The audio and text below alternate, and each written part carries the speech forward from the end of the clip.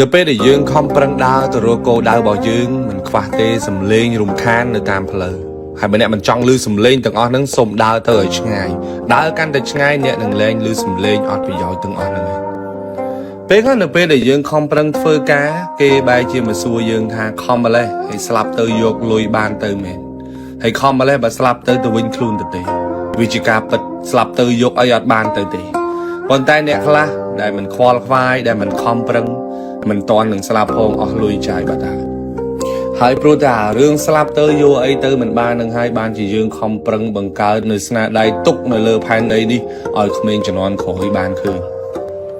អាយុកាន់តែច្រើនហើយរៀនថ្លឹងថ្លែងសម្ដីណាវិជ្ជមានសម្ដីណាអវិជ្ជមានសម្ដីណាមកបង្អាក់ដំណើរបង្អាក់ក្តីសម័យរបស់យើង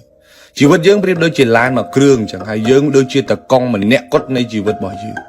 បើយើងឲ្យអ្នកផ្សេងមកបញ្ជាថាកាច់ទៅឆ្វេងឬទៅកាច់ទៅស្ដាំតាមចិត្តគេនៅពេលដែលយើងជួបគ្រោះថ្នាក់គ្មាននរណាមកឈឺចាប់ជំនួសយើងគ្មាននរណាមកឈឺជំនួសយើងទេបើយើងកំពុងតែខំប្រឹង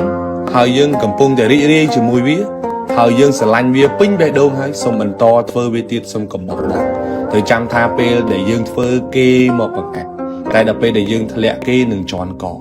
ហើយដល់ពេលដែលយើងក្រគេនឹងមើលងាយនៅពេលដែលយើងរីករាយគេនឹងសុំយើងមករាប់អានធ្វើជាមើល